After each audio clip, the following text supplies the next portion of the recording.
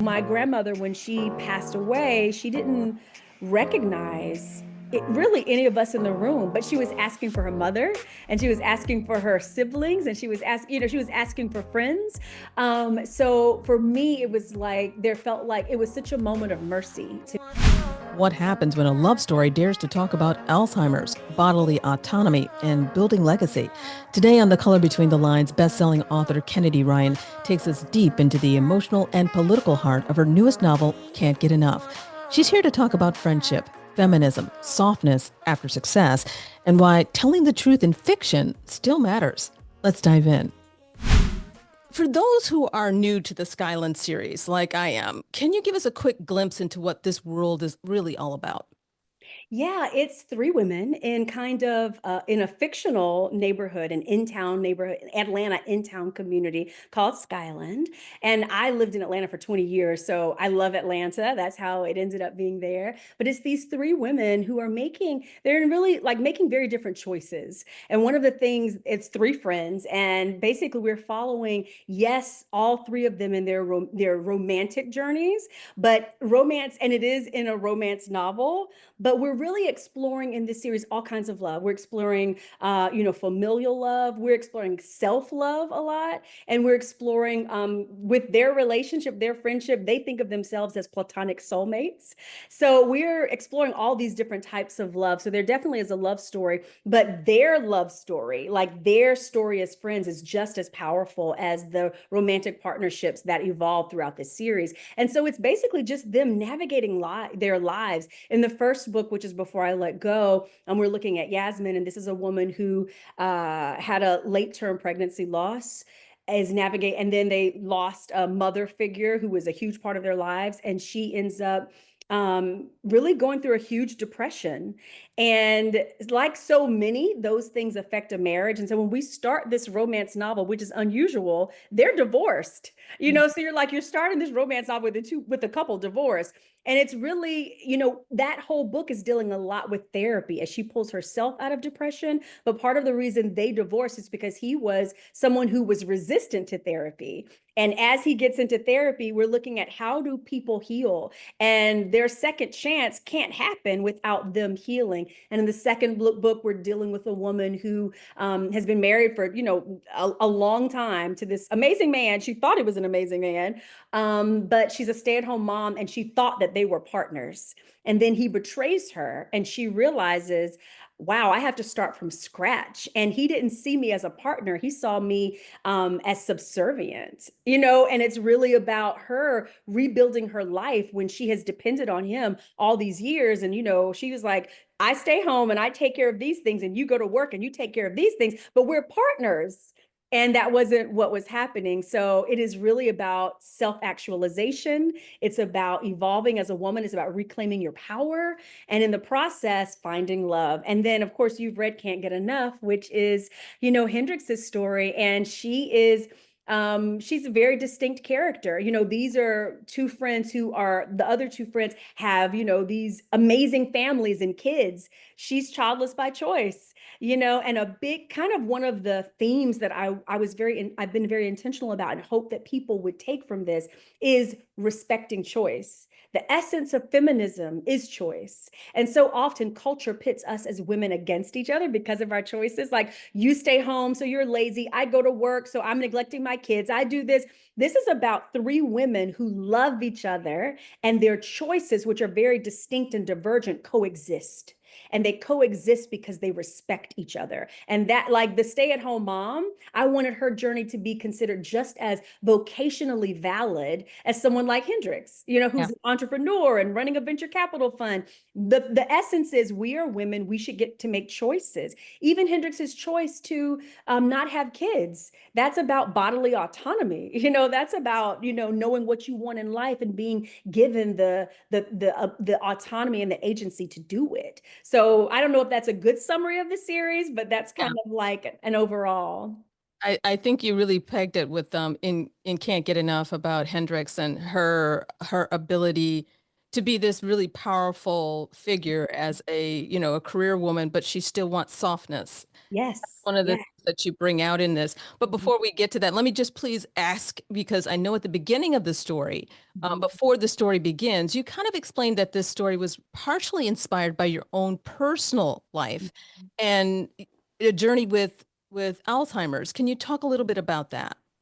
Yeah, Hendrix. So for people who have read the first two books, we know from the beginning of the series that Hendrix's mom, she talks about it even in the first book, Before I Let Go, that her mom is dealing with some form of dementia. And then we get a little bit of a bigger glimpse of that in the second book. And in the third book, we find out it's Alzheimer's. And I was having my own personal experience with that because my grandmother had dementia. She actually passed away the week after I turned this book in. And so I saw my mom and my aunt become her caregivers, and I knew what that looked like. It is a kind of an ongoing grieving, and people are living longer and more people are being diagnosed with these genetic conditions. So I knew there are a lot of people who are having to become caregivers for their parents. And I wanted there to be a certain resonance in the story for people like that. And it was difficult because I wasn't my grandmother's primary caregiver. My mom and my aunt were, but I was in the room when she passed away. And I talk a little bit about this in Can't Get Enough, how the human mind is just so amazing, about, like, for example, the different lobes of the brain that are responsible for different things. You can have someone, with Alzheimer's or Parkinson's or some degenerative condition who cannot speak to you, and yet they could sing a full song, and not miss any of the lyrics. So just the miracles of the human mind. So in keeping with that, my grandmother, when she passed away, she didn't recognize really any of us in the room, but she was asking for her mother, and she was asking for her siblings, and she was asking for friends. So for me, it was like there felt like it was such a moment of mercy to me and such a moment of hope in a situation that has felt hopeless, to hear her looking ahead. And even though this world she was very much dissociated from, there was some kind of hope for her going ahead. So yeah, so it was an emotional situation for me. And I read on the audiobook, I read the author's note in the beginning, and then there's an after note, like at the very end. I read both of those. And it was emotional, that when I was doing the audiobook, I was like, okay, give me a second,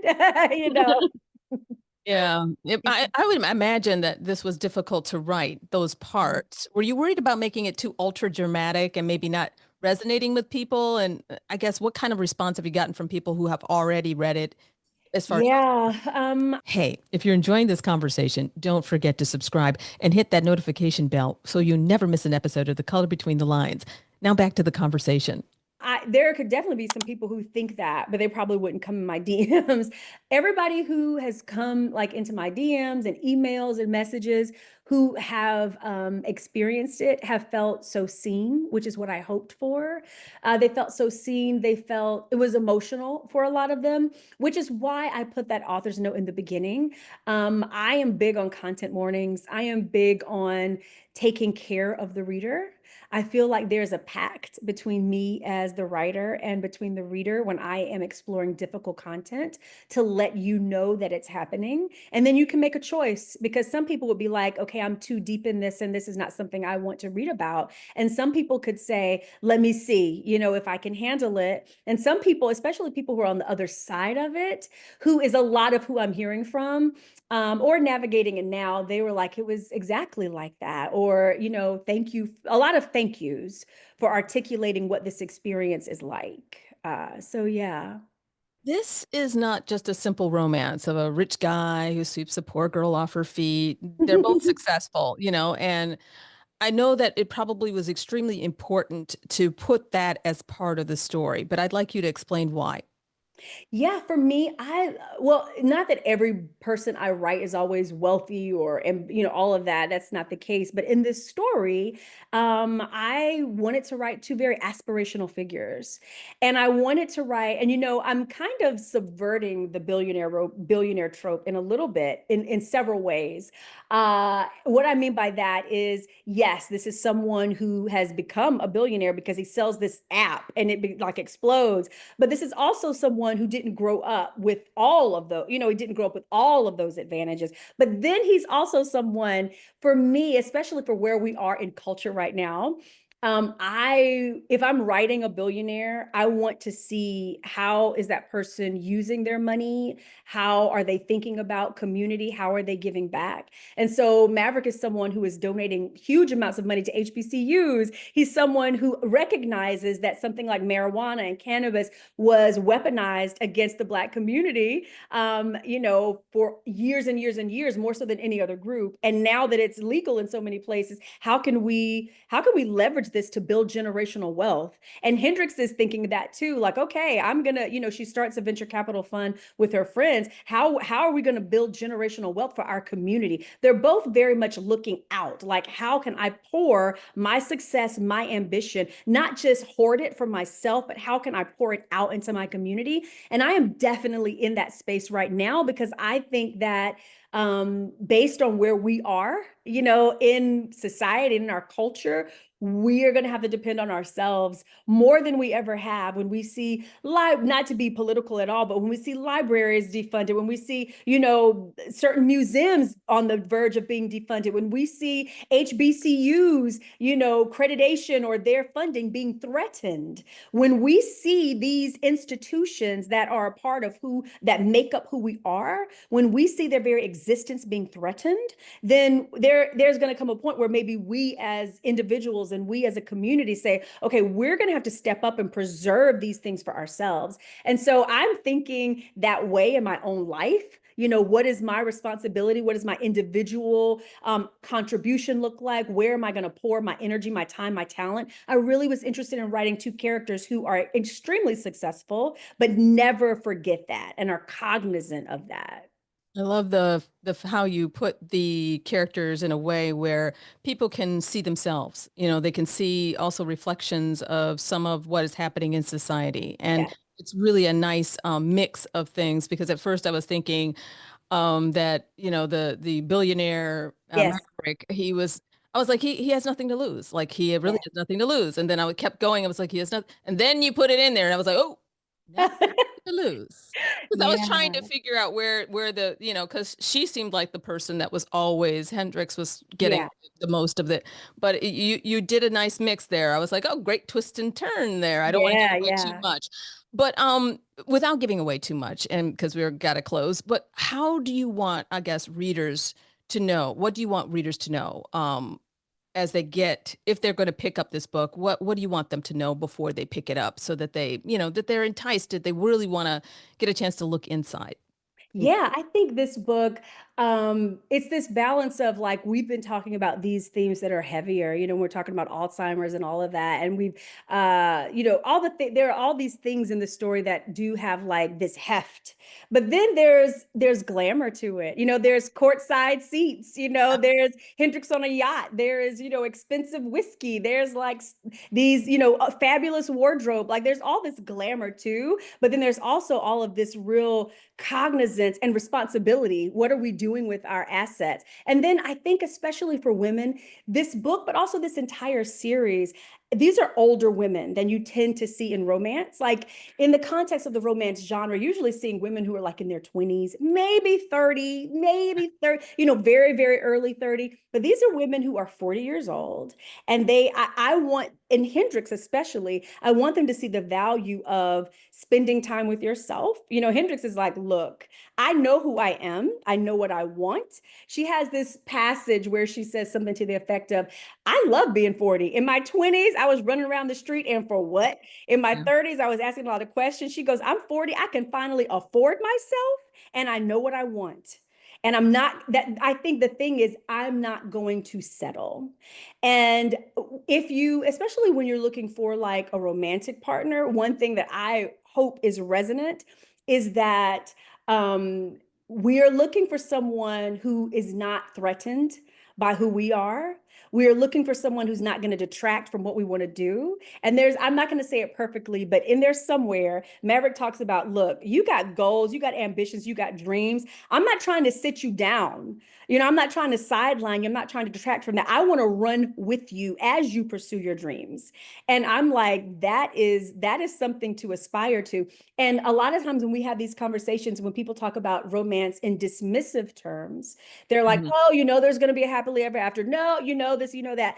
And also they say, oh, it sets these unrealistic expectations for women. We're smart enough to know, okay, you're not saying every girl gets a billionaire, but what you are Right. saying is you should have someone who respects you. You should have someone who sees your ambitions, your goals, and your dreams as important as theirs. You should have someone you can trust. You should have someone who respects you. Those are the things that I really hope people pull from this story as aspiring to, is that kind of partnership. I have that with my husband of 27 years. There's a thank you. There's a symbiosis, and it comes with, I think it's best summed up in what Maverick says to Hendrix, and this is not super spoilery, but she's like, I want to pursue my dreams. I want to do that. And he's like, you know what? Let's just be good to each other.